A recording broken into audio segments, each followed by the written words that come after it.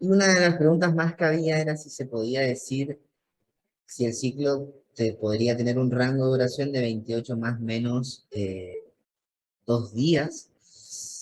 Y esa, ese rango de más menos 2 contaría con un ciclo de 30 o con un ciclo de 26, ¿sí? Y cuando uno estudia en ginecología las alteraciones del ciclo, esas alteraciones se consideran como tal cuando son más de, o de 35 días en adelante o de 21 días hacia atrás. Entonces, por eso es que yo dije ese rango. ¿Sí? Más menos 2 quedaría corto. ¿Ah? Por eso respondo esa pregunta y después... Bien. Sí, la capa cerosa sería el perimetrio, la capa más externa. Bueno, continuamos. Entonces, estábamos diciendo que histológicamente está compuesto por una capa mucosa, endometrio, una muscular, miometrio y una serosa, el perimetrio. El endometrio dijimos que está compuesto por 3 capas de tejido, un epitelio cilíndrico, una capa intermedia de tejido laxo y una capa más interna, más densa. Esto va a cubrir la cavidad uterina y se va a transformar durante cada fase del ciclo menstrual en, digamos, diferentes tamaños y diferentes tipos de tejido. ¿Sí? Vamos a ver nosotros cuando hablemos del ciclo endometrial, cómo van a ir cambiando estas capas. ¿Ok? Además, este endometrio se descama en la menstruación, se desprende la capa compacta y obviamente la capa esponjosa, quedando solamente la capa basal. ¿Sí? Así que nunca se vayan a olvidar de esto. El endometrio uterino, 3 capas, basal, la más interna, la esponjosa y la compacta. ¿Sí? Basal, esponjosa y compacta. ¿Está? ¿Y cuáles son las capas? ¿Cuál es la capa funcional? La que está formada por la capa esponjosa y la capa compacta. Esa es la capa funcional del endometrio uterino. Y la capa basal, algunas bibliografías creen y explican que la capa basal se debería como un tejido para poder regenerar las demás capas una vez que se produjo la menstruación y vuelva a iniciarse un nuevo ciclo. ¿Ok? Pero obviamente eso también está en discusión, ¿eh? Pero una de esas teorías explica eso, que yo siempre se las enseño a ustedes, porque es lo que más o menos de alguna manera explicaría cómo puede ser que se vuelva a regenerar una cavidad que se desprendió antes. ¿Sí? Bien. La capa muscular, digamos, va a estar formada por capas longitudinales, fibras musculares longitudinales. También hay fibras circulares, eso dentro de lo que es la histología de esa parte del miometrio. Y es más gruesa en el fondo de la matriz, o sea, un poco más arriba que en el cervix, que en el cuello. De esa manera contribuye a facilitar la contracción, digamos, de la matriz del cuerpo del útero y la expulsión del feto, porque como es arriba más grueso que abajo, va a generar más fuerza a favor de la gravedad, ¿sí? Entonces el feto va a ir hacia abajo. La capa externa es de naturaleza serosa y solamente recubre parte del cuerpo del útero, así que eso también tenganlo en cuenta. Y entramos en la parte gruesa de lo que es el ciclo, en la parte bastante importante, ¿ok? Como decíamos anteriormente, el ciclo menstrual va a estar caracterizado por un patrón recurrente de niveles hormonales variables, ¿sí? Profe, se le corta. ¿No se me escucha bien? ¿Se me escucha bien? Se me voy a desactivar mi cámara. O si no, Se te escucha bien. si no, No sé si alguien tiene activa su cámara, pero desactívenla. Creo que hay una sola persona con la cámara activada igual. Pero por las dudas, Meli desactive eso. Bien, sigamos. Entonces va a haber un cambio recurrente en los niveles hormonales, va a haber variaciones en los niveles hormonales. Y ustedes tienen que saber que las variaciones en los niveles hormonales son las que generan este ciclo y las que generan este cambio en el ciclo de la mujer. ¿Sí? Al principio los niveles estaban constantes, pero una vez que se produjo este cambio y empiezan a haber estas variaciones, es que se manifiesta el ciclo menstrual femenino, ¿sí? Y todos los cambios a nivel ovárico y a nivel endometrial. Continuemos. Entre las hormonas que participan en el sistema de retroalimentación del ciclo, extremadamente complejo, se incluyen los esteroides sexuales, que son el estrógeno y la progesterona, las gonadotrofinas hipofisiarias, que son la FSH y la LH. FSH significa hormona estimulante de folículo y LH significa hormona luteinizante.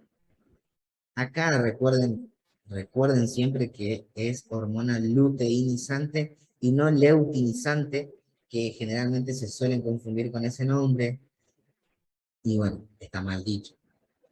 Y después tenemos la hormona hipotalámica liberadora de gonadotrofinas, o llamada GnRH por sus siglas, que van a estar interviniendo en todo lo que es este ciclo. ¿Ven? Entonces ya tenemos presentado qué es el ciclo, ya tenemos también presentadas cuáles son los actores de este ciclo, las hormonas, lo que es el útero, y bueno, obviamente también vamos a hablar de los ovarios un poquito más adelante. ¿Cómo empieza todo? ¿Cómo empieza todo el cuento? Los niveles de GnRH, recuerden que significa hormona liberadora de gonadotrofina, ¿sí? O gonadotropina, lo mismo, significa lo mismo. Estos niveles, tanto de GnRH como de FSH como de LH, comienzan a elevarse aproximadamente entre los 9 y los 12 años, cuando la mujer entra en la pubertad, periodo durante el cual comienzan a darse cambios hormonales rítmicos en la secreción de las hormonas femeninas. Recuerden siempre el parámetro que nosotros estábamos mencionando anteriormente, el cual fuimos discutiendo en la clase. Este patrón rítmico recibe el nombre de ciclo sexual mensual o femenino o ciclo sexual reproductivo, que de forma, digamos, más habitual y más cultural se la conoce como ciclo menstrual. Pero ciclo sexual femenino estaría bien dicho también. La duración de este ciclo, del ciclo menstrual a lo largo de la vida, va desde la pubertad hasta la menopausia, interrumpido únicamente por el embarazo. Recuerden eso, porque a veces se me quieren olvidar de eso. Va a estar interrumpido por el embarazo, va a estar interrumpido por la lactancia o por patologías particulares, ¿sí? Por ejemplo, un síndrome de ovario poliquístico puede generar alteraciones en el ciclo, una interrupción en el ciclo. Su regularidad es sensible a factores tales como el estrés, esto me parece súper interesante, estrés, alteraciones emocionales, intervenciones quirúrgicas, enfermedades, cualquier tipo de patología como ovario poliquístico, epilepsia, hiperprolactinemia, trastornos de la hormona tiroidea, por tratamientos con corticoides, con antibióticos, con radiación o inclusive con algún otro tipo de fármacos que por más de que no se conozca mucho su estudio, puede generar una alteración del ciclo. ¿Por qué digo que esto es muy importante? Porque uno de los conceptos claves a entender a medida que estamos avanzando en la clase es que los ciclos son regulares. Si hay una irregularidad en el ciclo, eso va a generar alteraciones en lo que es la duración, en lo que es las diferentes fases del ciclo. Y eso puede llegar a generar situaciones inesperadas en lo que es la mujer. ¿Está? Como por ejemplo un embarazo no deseado, ¿sí? O no planificado, en realidad a mí me gusta más esa terminología, embarazo no planificado porque, qué sé yo, me parece que es más aceptada. Bien, entonces, dicho esto también de que el estrés, de que problemas emocionales, de que intervenciones quirúrgicas y fármacos, por más de que, por ejemplo, no esté registrado que el uso de, no sé, qué sé yo, paracetamol altera el ciclo, siempre hay que preguntarle a la mujer si está consumiendo algún tipo de medicación. No importa si es un paracetamol, un ibuprofeno, siempre, porque es un factor que puede llegar a alterar el ciclo, ¿sí? Eso siempre ténganlo en cuenta. Yo no estoy diciendo ni que el paracetamol ni que el ibuprofeno generan una alteración del ciclo. No estoy diciendo eso. Que podrían llegar a ser un factor. Podrían llegar a ser. ¿Ah? Bien. Otra de las cosas también que son importantes son los antibióticos y los corticoides. Generalmente cuando una mujer está consumiendo algún tipo de anticonceptivo, ya sea un anticonceptivo combinado oral, por ejemplo, también un inyectable, cualquier consumo de este tipo de fármacos sí está demostrado que genera alteraciones del ciclo y lo que puede llegar a hacer es que o adelanta la ovulación o la retrasa. Entonces, o inclusive puede llegar a producir la ovulación, porque generalmente la acción de los anticonceptivos es ser anovulatorio.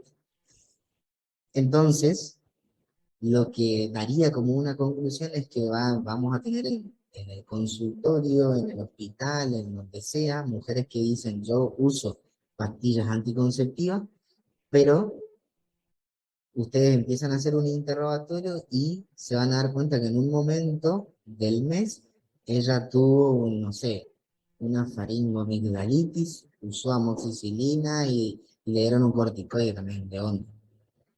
Y, y bueno, ahí el resultado es un embarazo no planificado, ¿sí? Así que bueno, eso es generalmente eso es común. Otras situaciones tales como el estrés, por ejemplo, puede hacer que se produzca un retraso en la fase menstrual. Entonces la mujer piensa que está embarazada, pero en realidad, eh, como hay tanta liberación de prostaglandina y de hormonas, ¿sí? Que aumentan el estrés, eso va a generar un retardo en lo que es la fase menstrual. El ciclo menstrual femenino tiene como significado biológico, por un lado, la maduración y la liberación de un ovocito cada mes. Conmigo ustedes van a usar la palabra ovocito, no la palabra óvulo. Esto está en los libros, ¿sí? Dice óvulo, de hecho esto lo saqué en un libro. Pero para mí es mejor decir ovocito, porque no es un óvulo, es un ovocito, ¿tá? De manera que en estas condiciones puede crecer un solo embrión cada vez, entre comillas, y por otro lado, la preparación del endometrio, ¿para qué? Para que si se produce la fecundación pueda implantarse de manera correcta el blastocito en el momento adecuado y en el lugar adecuado. Antes de empezar a hablar de lo que serían las hormonas del ciclo, otra cosa que es importante saber acá es por qué yo dije eso, ¿no? Te van a decir, el profe Marce cree que sabe más que el libro, pero no, no creo eso. Sino que cuando uno estudia lo que es la gametogénesis y estudia la ovogénesis, o ovogénesis, lo mismo, significan las dos cosas, lo mismo, se ve que lo que se libera en la ovulación es un folículo, ¿sí? Un ovocito secundario, se libera un ovocito secundario detenido en metafase 2 de la meiosis 2 obviamente.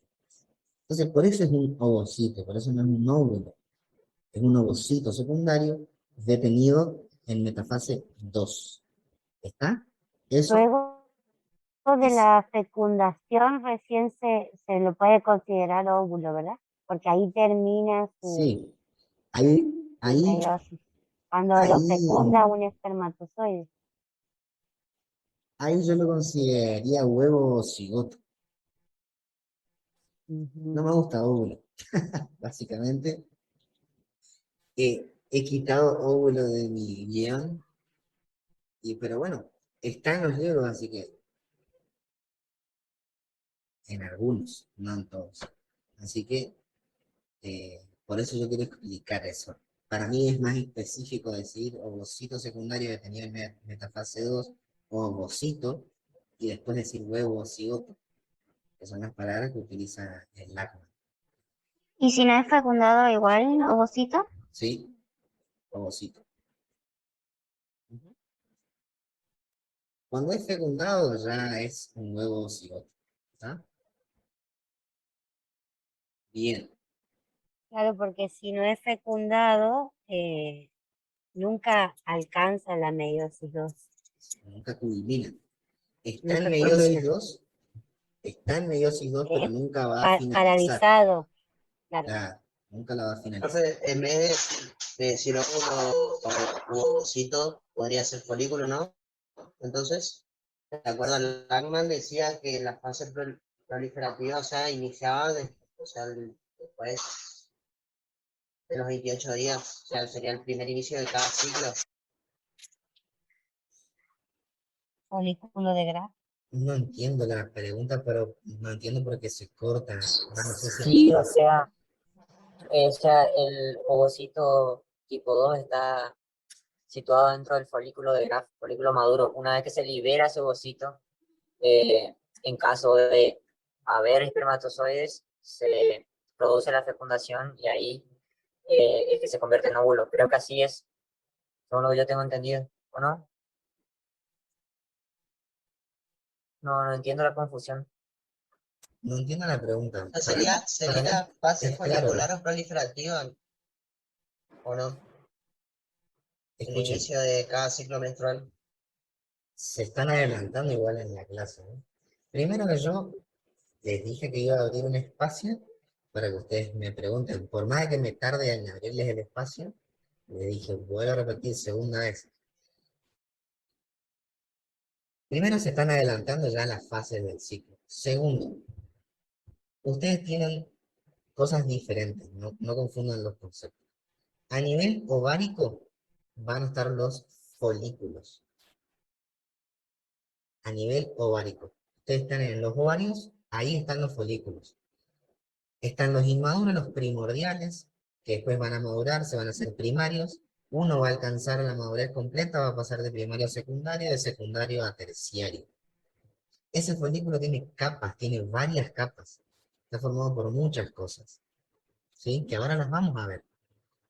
Todas esas cosas contribuyen a la producción hormonal de estrógeno, de estradiol.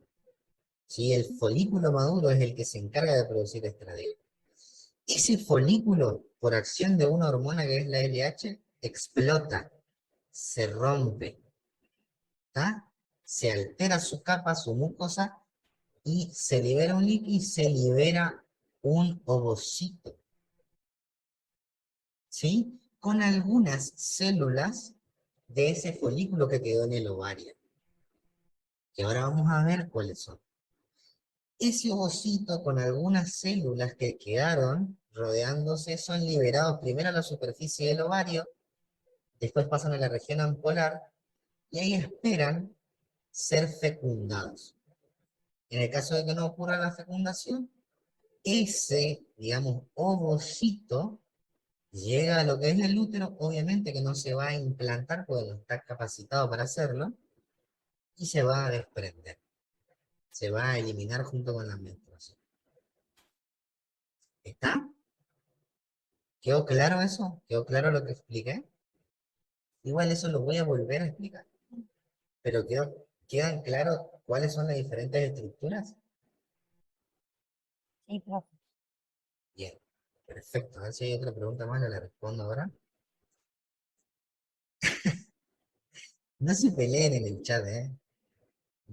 No, después, después, después que termine todo, cuando tenga, cuando haga mis propios streaming de Twitch, ahí pueden pelearse, entonces eso genera, eso suma, pero acá no, porque acá no tiene ningún sentido. ¿Está? Ahora tenemos que hablar de las hormonas del ciclo. Hoy vamos a tener 3 reuniones de Zoom, por más que a algunos no les guste, y ya para la tercera lleguen fundidos, pero vamos a tener 3, ¿sí? Así que ustedes se van a volver a unir y acá vamos a hablar de lo que es el ciclo ovárico, primeramente, y después la próxima clase que va a ser mañana vamos a hablar de lo que es ciclo endometrial. Yo esto les voy a pasar, obviamente, para que ustedes puedan estudiarlo y para mañana ya dominen el tema, sean unos genios, etcétera. ¿Sí? Bien. Entonces, nosotros vamos a tener que la secreción de la hormona liberadora de gonadotropinas va a ocurrir en un lugar específico, que vamos a hablar cuando empecemos la siguiente reunión. Nosotros vamos a tener un eje muy puntual, que va a ser el eje hipotálamo, hipófisis, eje hipotálamo, hipófiso, gonadal. Este es el eje que regula todo el ciclo. ¿Ok? Eje hipotálamo, hipófiso, gonadal.